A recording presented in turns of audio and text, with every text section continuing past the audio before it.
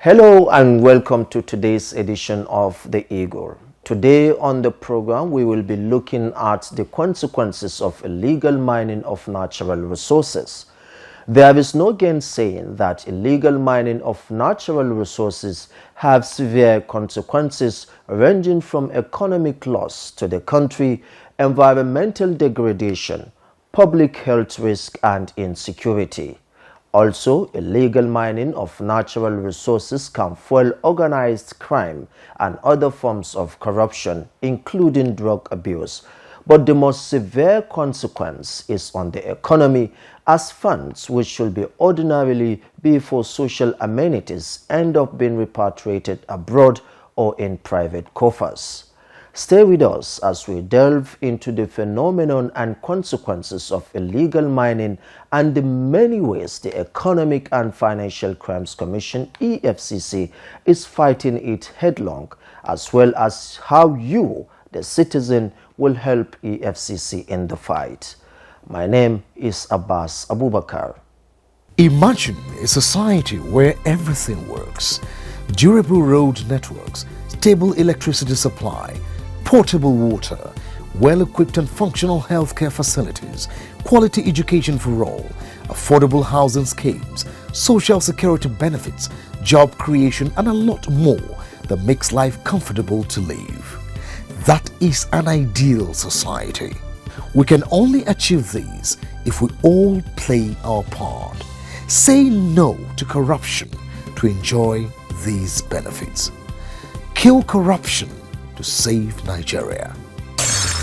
This message is from the Economic and Financial Crimes Commission, EFCC. Executive Chairman of the Economic and Financial Crimes Commission, EFCC, Mr. Ola Olukoide, has called on university undergraduates across the country to embrace the roles of change agents and become heroes of the anti-corruption fight. He gave the charge recently in Abuja when students of Newgate University, Minna, Niger State, visited the EFCC headquarters on an excursion. Our reporter has more. The EFCC boss, who spoke through head, media and publicity and spokesperson of the EFCC, Deputy Commander of the EFCC, DCE Dele Oyewale, stated that students should rise and take up roles of builders and architects of new designs. He also called on students to play the role of change agents and focus their attention on serving as ambassadors of change in the fight against corruption. In Nigeria today, people cannot sit back and project into the future with mathematical exactitude and say in 2 years, in 3 years, in 4 years, this is what will happen. Because corruption has brought disequilibrium, it has brought distortion into our body politic. So what is the role that is waiting for an expression? The role of a change agent. The role of a courageous ambassador. The role of a Nigerian that will say, no, we must not continue this way. If we desire a future, then we must do a new thing. And this role is beckoning to all of you younger people that are undergraduates, that you want a better future for Nigeria, you must fit into a new role that will change the narrative. An officer at the Cybercrime Unit of the Commission, Deputy Superintendent of the EFCC, DSE Olalekan Ogunjobi, decried the level at which citizens fall victim to Ponzi schemes and investment scams, adding that there seems to be a positive correlation between Ponzi schemes and poverty. During the course of investigation, one of the things my research has shown is the fact that there seems to be a positive correlation between Ponzi scheme and poverty. Yes, where people are poor, you discover that a lot of them fall victim of what? Ponzi scheme. Because they want to make money as fast as much as possible. You are not doing anything, just refer 1, 2, 3 persons, that's all. Just refer. There is no any product being sold. There's not any AI trading the stuff. There's something like that.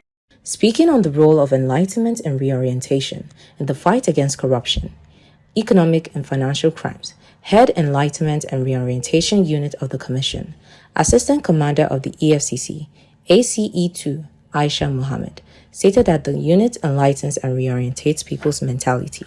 What we do in the enlightenment and reorientation, just like the name implies, we enlighten and reorient people's mentality. When the EFCC arrests cyber criminals, we don't leave them in the cell. Even while their case is ongoing, we take them to court and come back. We always have these therapeutic sessions with them, just to change their mindset.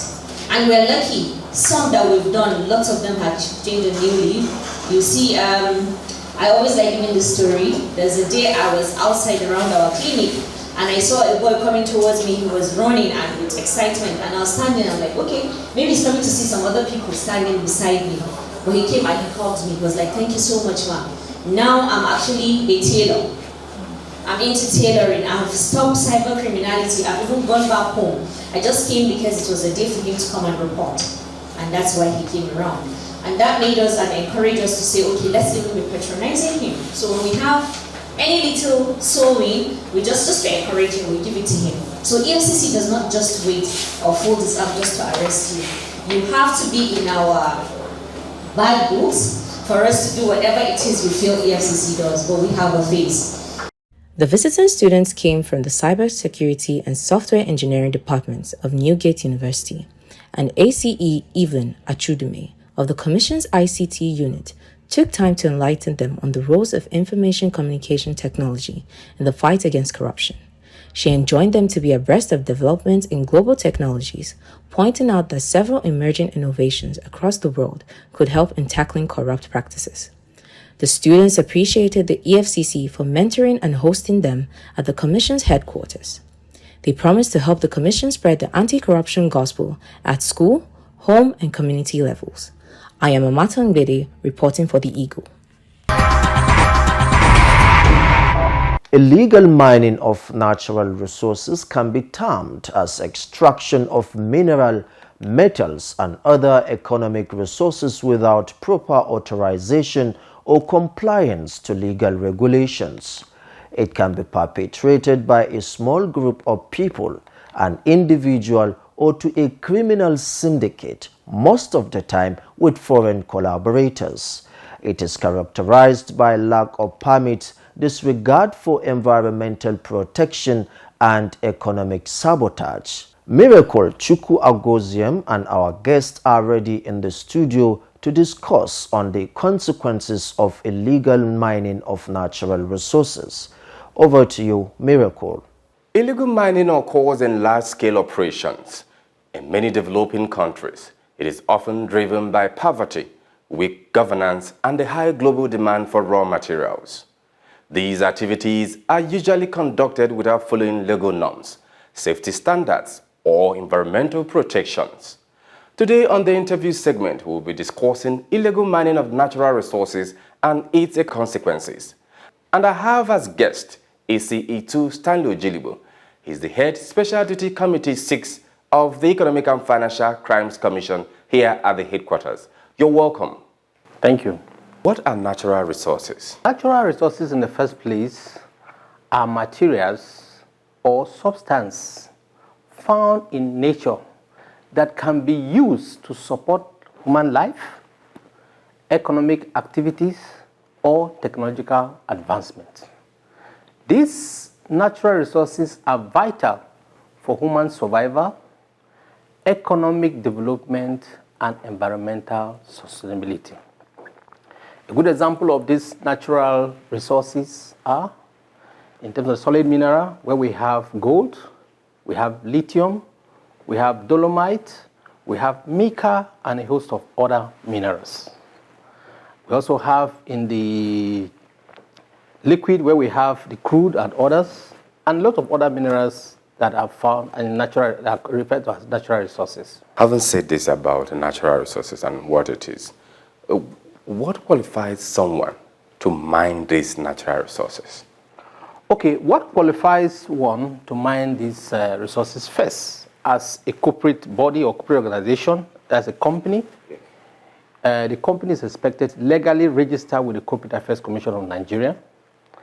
Then secondly, it's expected to visit the Ministry of Solid Mineral, whereby the company has to go and register and then fill all the necessary documents as expected of him in terms of application. There are several documents you need to complete with the Ministry of Solid Mineral, whereby you are issued several permits and documents, and you present a lot of other documents too that is expected of you in terms of, and a lot of feasibility studies and others too as well.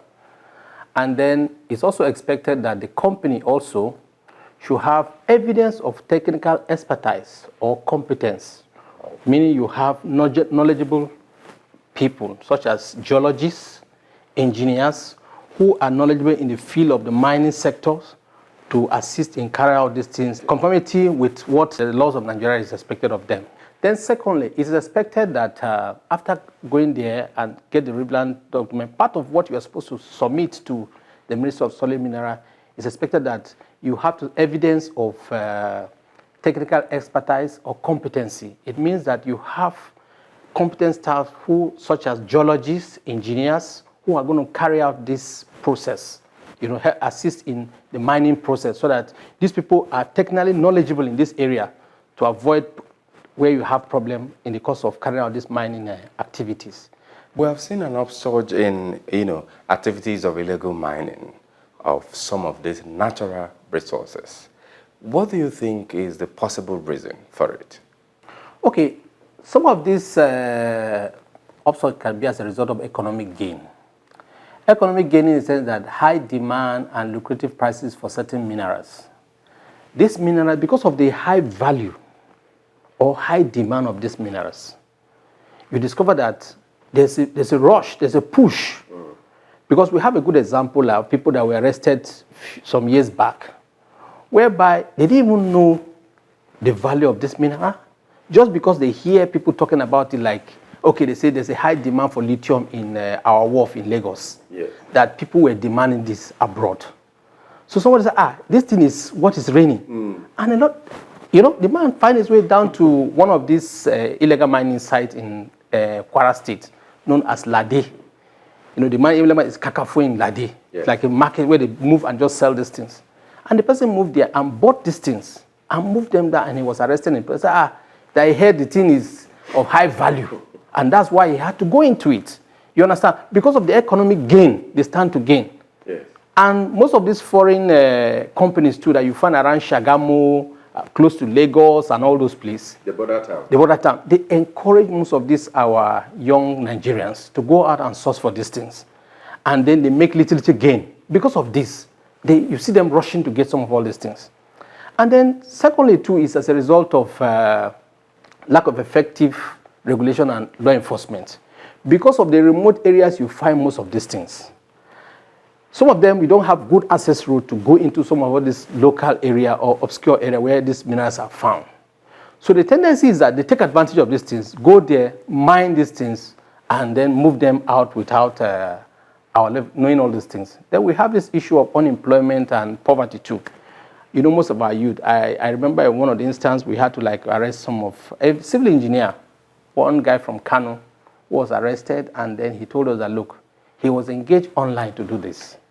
That a Chinese company engaged him online, that they should go and source for this mineral wherever they can find this mineral within a locality. And it was this same area around Kwara State. And then they went, asked price. They just meet these villagers who just mine and sell by the roadside. They buy it and then ship it down to Lagos. From Lagos, they move it down to abroad, overseas. And then we have, the truth is that the people within that community too, lack of alternative livelihood. Because they don't have any other thing to do, then when these people come around and they just give them little money, they don't even know the value of what they haven't given out to these people that come to buy it. Yeah. Because of that, they sell this thing at a very little and peanut kind of, you understand, as against the value of what they are giving out. You understand? They don't know the value of this minerals itself, and in doing that, it also tends to affect that. These are part of the issues that cause this problem too as well. Who are those involved in this illegal chain of criminal activities. It seems to be a syndicated one. I mean, the illegal mining. Yes, those involved in illegal mining activities can include, one, I would say local communities or individuals seeking economic gain. Who are these people? These are the first people you meet, which are the people in the community. Yeah. They reside in the community. And what they do is that when they go to such community, they interface with these kind of people. Some could be through their youth leaders, some even traditional rulers. All this, you understand, are the people within the community that because they know this area where these minerals are, the deposits are. Yeah. And they interface with them to carry out some of these illegal mining activities. Then we have organized crime group exploiting natural resources. There are groups that are organized all the way from abroad down to our country, whereby at each stage you have these people. They have people that even go to influence certain things within even the ministry to get some of this license and documents. They have people who interface with even the local community itself. And then you have even across the various regulatory checkpoints we have, till the point they export this thing out of our country. Then you have the middlemen or traders who buy these illicit minerals without having the requisite license or permit to do these things. Some of them don't even have a buying center like what the law requires, that if you must be involved in this kind of business, you have what we call a buying centers. Then it also requires you to have a license to purchase or possess mineral. Most of them don't have it. We have a very good example, like one of the investigations that was carried out by one of our office, our command, whereby we discover an illegal mining factory where they were mining dolomite. This dolomite were illegally mined across different states in the country here. And they moved this thing down around towards that Lagos axis, around Shagamu or so. That's where the factory was located.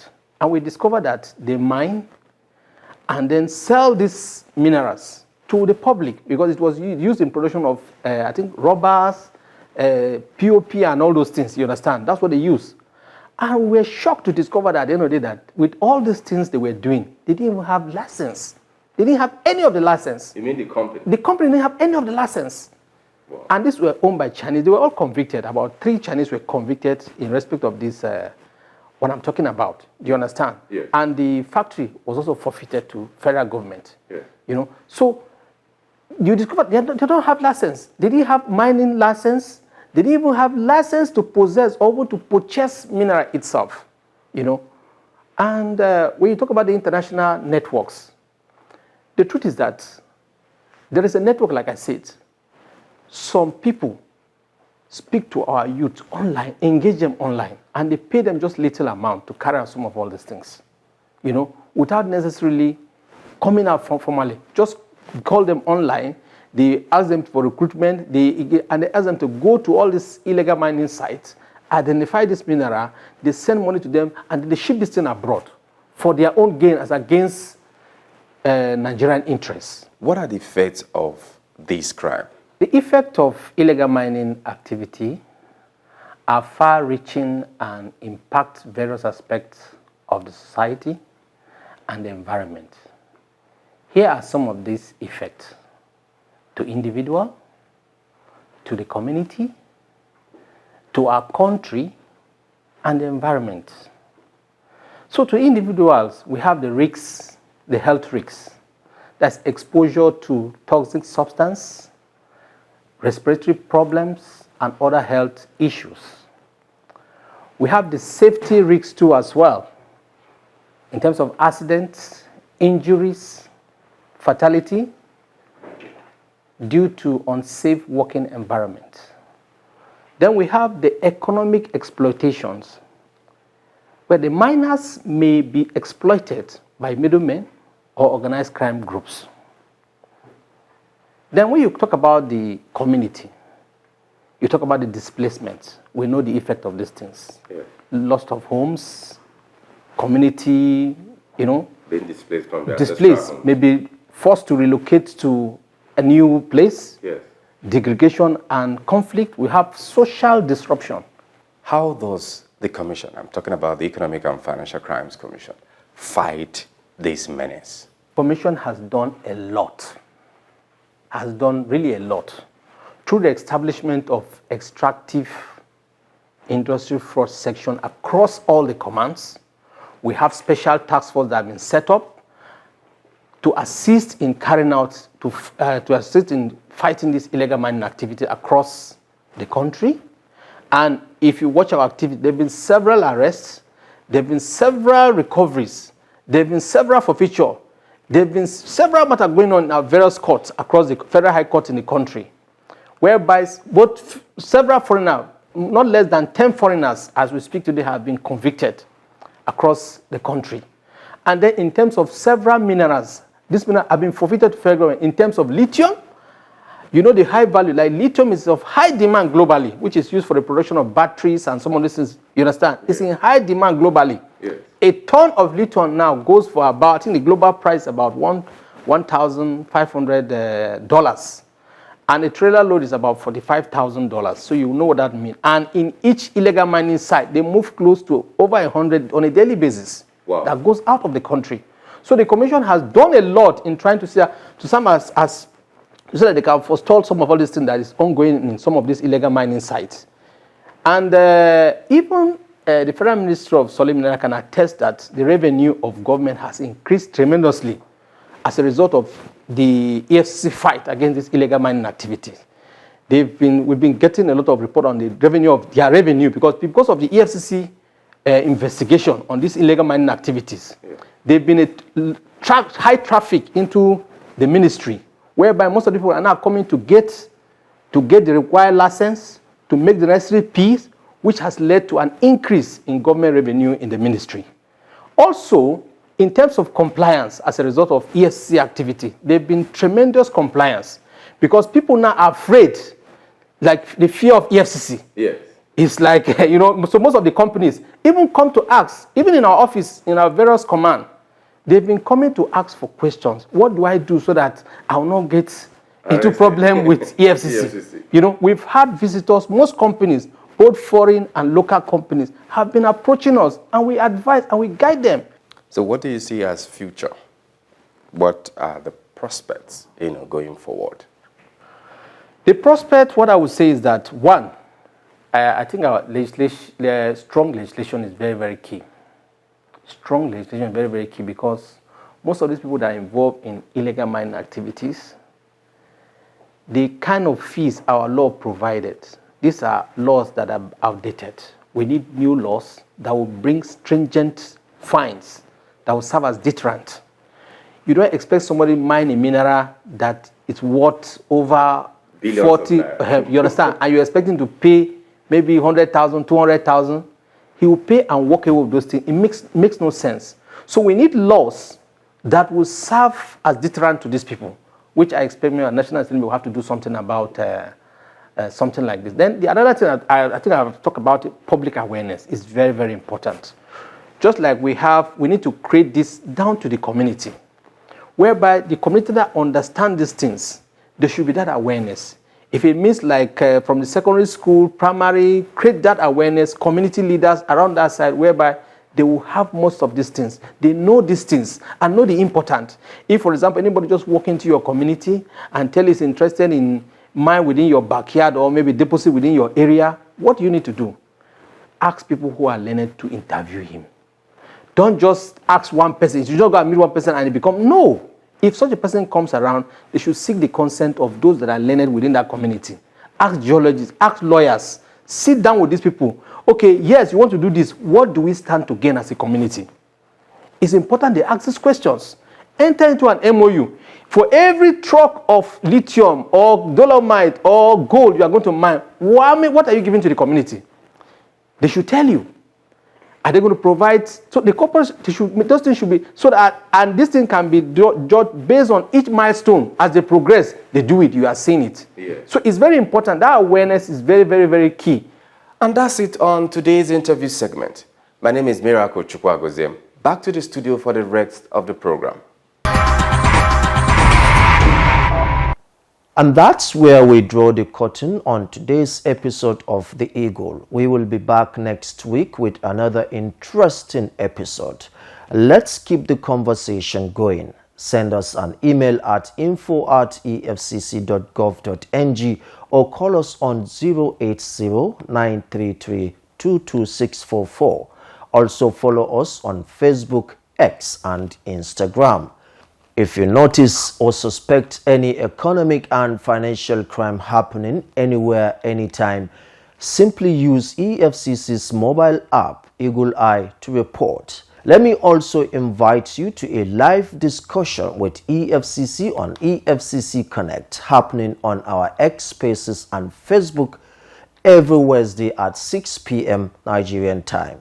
Do you have a burning question to ask the EFCC? EFCC Connect is the right platform to do so. And also listen to EFCC Radio 97.3 FM, the voices against economic and financial crimes. It will come your way next week. God bless you. God bless the Federal Republic of Nigeria.